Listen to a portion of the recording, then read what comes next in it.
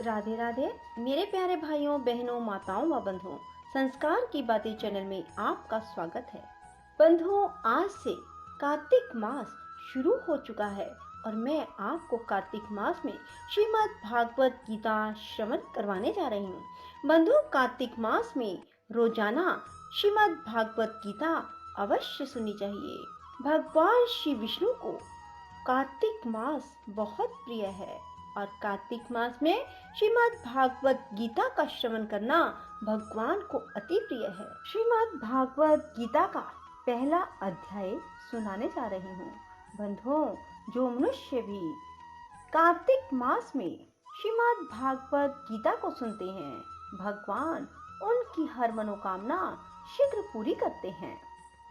बंधुओं, कार्तिक मास का महत्व बहुत अधिक है। जो मनुष्य भी कार्तिक मास में पूजा आराधना करके श्रीमद् भागवत गीता को सुनते हैं, वे भगवान के प्रिय बन जाते हैं। बंधुओं, यदि आपने YouTube चैनल संस्कार की बातें अब तक सब्सक्राइब नहीं किया तो जरूर करें और बेल आइकन दबाना ना भूलें। बोलो श्री कृष्ण भगवान की जय हो। धृतराष्ट्र बोले, हे संजय, धर्म भूमि कुरुक्षेत्र में इकट्ठे हुए युद्ध की इच्छा वाले मेरे और पांडु के पुत्रों ने क्या किया? इस पर संजय बोले, उस समय राजा दुर्योधन ने व्यूह रचना युक्त पांडवों की सेना को देखकर द्रोणाचार्य के पास जाकर यह वचन कहा, हे आचार्य, आपके बुद्धिमान शिष्य द्रुपद पुत्र धृष्टद्युम्न द्वारा व्यूहाकार खड़ी की हुई पांडु पुत्रों की इस बड़ी भारी सेना को देखिए। इस सेना में बड़े बड़े धनुषों वाले युद्ध में भीम और अर्जुन के समान बहुत से शूरवीर हैं, जैसे सात्यकी और विराट तथा महारथी राजा द्रुपद और धृष्टकेतु, चेकितवान और बलवान काशीराज, पुरुचित, कुंती भोज और मनुष्यों में श्रेष्ठ शैव्य और पराक्रमी युधामन्यु, बलवान उत्मोजा, सुभद्रा पुत्र अभिमन्यु और द्रौपदी के पांचों पुत्र, ये सभी महारथी हैं। हे ब्राह्मण श्रेष्ठ, हमारे पक्ष में भी जो प्रधान हैं उनको आप समझ लीजिए। आपके जानने के लिए मेरी सेना के जो सेनापति हैं उनको कहता हूँ। एक तो स्वयं आप और पितामह भीष्म और कर्ण, संग्राम विजयी कृपाचार्य, वैसे ही अश्वत्थामा, विकर्ण और सोमदत्त का पुत्र भूरिश्रवा, और भी बहुत से शूरवीर अनेक प्रकार के अस्त्र शस्त्रों से युक्त, मेरे लिए जीवन की आशा को त्यागने वाले, सब के सब युद्ध में चतुर हैं।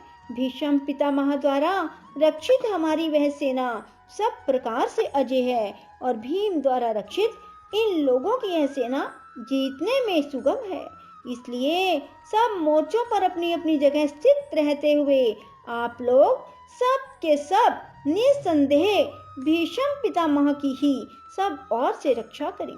इस प्रकार द्रोणाचार्य से कहते हुए दुर्योधन के वचनों को सुनकर कौरवों में वृद्ध बड़े प्रतापी पितामह भीष्म ने उस दुर्योधन के हृदय में हर्ष उत्पन्न करते हुए उच्च स्वर से सिंह की नाद के समान गरज कर शंख बजाया। उसके बाद शंख और नगाड़े, ढोल, मृदंग और नरसिंह आदि बाजे एक साथ ही बजे। उनका वह शब्द बड़ा भयंकर हुआ। उसके बाद सफेद घोड़ों से युक्त उत्तम रथ में बैठे हुए श्री कृष्ण महाराज और अर्जुन ने भी अलौकिक शंख बजाए। उनमें श्री कृष्ण महाराज ने पांचजन्य नामक शंख और अर्जुन ने देवदत्त नामक शंख बजाया। भयानक कर्म वाले भीमसेन ने कोंडर नामक महाशंख बजाया। कुंती पुत्र राजा युधिष्ठिर ने अनंत विजय नामक शंख और नकुल और सहदेव ने सुघोष और मणिपुष्पक नाम वाले शंख बजाए। श्रेष्ठ धनुष वाले काशीराज और महारथी शिखंडी और धृष्टद्युम्न, राजा विराट और अजय सात्यकी, राजा द्रुपद और द्रौपदी के पांचों पुत्र और बड़ी भुजा वाले सुभद्रा पुत्र अभिमन्यु, इन सब ने हे राजन अलग अलग शंख बजाए और उस भयानक शब्द ने आकाश और पृथ्वी को भी शब्दायमान करते हुए धृतराष्ट्र पुत्रों के हृदय विदीर्ण कर दिए। हे राजन, उसके बाद कपिध्वज अर्जुन ने खड़े हुए धृतराष्ट्र पुत्रों को देखकर उस शस्त्र चलने की तैयारी के समय धनुष उठाकर ऋषिकेश श्री कृष्ण महाराज से वचन कहा, हे अच्युत, मेरे रथ को दोनों सेनाओं के बीच में खड़ा कीजिए। जब तक मैं इस स्थित हुए युद्ध की कामनाओं वाले को अच्छी प्रकार देख लूं, उस युद्ध रूप व्यापार में मुझे किन किन के साथ युद्ध करना योग्य है। दुर्बुद्धि दुर्योधन का युद्ध में कल्याण चाहने वाले जो ये राजा लोग इस सेना में आए हैं, उन युद्ध करने वालों को मैं देखूंगा। संजय बोले, हे धृतराष्ट्र, अर्जुन द्वारा इस प्रकार कहे हुए महाराज श्री कृष्ण ने दोनों सेनाओं के बीच में भीष्म और द्रोणाचार्य के सामने और संपूर्ण राजाओं के सामने उत्तम रथ को खड़ा करके ऐसे कहा, हे पार्थ, इन इकट्ठे हुए कौरवों को देख। इनके उपरांत प्रधापुत्र अर्जुन ने उन दोनों ही सेनाओं में स्थित हुए पिता के भाइयों को, पितामहों को, आचार्यों को, मामों को, भाइयों को, पुत्रों को, पौत्रों को तथा मित्रों को और ससुरों को, सुहृदों को भी देखा। इस प्रकार उन खड़े हुए संपूर्ण बंधुओं को देखकर वे अत्यंत करुणा से युक्त हुए। कुंती पुत्र अपने अर्जुन शोक करते हुए यह बोले, हे कृष्ण, इस युद्ध की इच्छा वाले खड़े हुए स्वजन समुदाय को देखकर मेरे अंग शिथिल हुए जाते हैं, मुख भी सूखा जाता है और मेरे शरीर में कंप और रोमांच होता है तथा हाथ से गांडीव धनुष गिरता है, त्वचा भी बहुत जलती है, मेरा मन भ्रमित सा हो रहा है, इसलिए मैं खड़ा रहने को भी समर्थ नहीं हूँ। हे केशव, लक्षणों को भी विपरीत देखता हूँ, युद्ध में अपने कुल को मारकर कल्याण भी नहीं देखता। हे कृष्ण, मैं विजय नहीं चाहता और राज्य सुखों को भी नहीं चाहता। हे गोविंद, हमें राज्य से क्या प्रयोजन है, भोगों से और जीवन से क्या प्रयोजन है, क्योंकि हमें जिनके लिए राज्य, भोग और सुख आदि इच्छित हैं, वे ही यह सब धन और जीवन की आशा को त्याग कर युद्ध में खड़े हैं, जो कि गुरुजन, ताऊ, चाचे, लड़के, दादा, मामा, ससुर, पोते, साले और भी जो संबंधित लोग हैं। इसलिए हे मधुसूदन, मुझे मारने पर भी 3 लोक के राज्य के लिए भी मैं इन सब को मारना नहीं चाहता।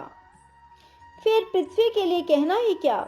हे जनार्दन, धृतराष्ट्र के पुत्रों को मारकर हमें क्या प्रसन्नता होगी, इन आतताइयों को मारकर तो हमें पाप ही लगेगा। इससे हे माधव, अपने बांधव धृतराष्ट्र के पुत्रों को मारने के लिए हम योग्य नहीं हैं, क्योंकि अपने कुटुंब को मारकर हम कैसे सुखी होंगे। यद्यपि लोभ से भ्रष्ट हुए ये लोग कुल के नाशकृत दोष को मित्रों के साथ विरोध करने में पाप को नहीं देखते, परंतु हे जनार्दन, कुल के नाश करने से होते हुए दोष को जानने वाले हम लोगों को इस पाप से हटने के लिए क्यों नहीं विचार करना चाहिए, क्योंकि कुल नाश होने से सनातन कुल धर्म नष्ट हो जाते हैं। धर्म के नाश होने से संपूर्ण कुल को पाप भी बहुत दबा लेता है। हे कृष्ण, पाप के अधिक बढ़ जाने से कुल की स्त्रियां दूषित हो जाती हैं। हे वैष्णव, स्त्रियों के दूषित होने पर वरण संकर उत्पन्न होता है। वह वरण संकर कुल घातियों को और कुल को नरक में ले जाने के लिए होता है। लोप हुई पिंड और जल की क्रिया वाले इनके पितर लोग भी गिर जाते हैं और इन वरण संकर कारक दोषों से कुल घातियों के सनातन कुल धर्म और जाति धर्म नष्ट हो जाते हैं। हे जनार्दन, नष्ट हुए कुल धर्म वाले मनुष्यों का अनंत काल तक नरक में वास होता है, ऐसा हमने सुना है। शोक है कि हम लोग बुद्धिमान होकर भी महान पाप करने को तैयार हुए हैं, जो कि राज्य और सुख के लोभ से अपने कुल को मारने के लिए उद्यत हुए हैं। यदि मुझ शस्त्र रहित ना सामना करने वाले को शस्त्रधारी धृतराष्ट्र के पुत्र रण में मारे तो वह मारना भी मेरे लिए अति कल्याणकारक होगा। संजय बोले, रणभूमि में शोक से उद्विग्न मन वाले अर्जुन इस प्रकार कहकर बाण सहित धनुष को त्याग कर रथ के पिछले भाग में बैठ गए। बोलो कृष्ण भगवान की जय हो। राधे राधे, जय श्री कृष्णा। बंधुओं, यदि आपको हमारी वीडियो पसंद आए तो इसे लाइक करें और शेयर भी जरूर करें। धन्यवाद।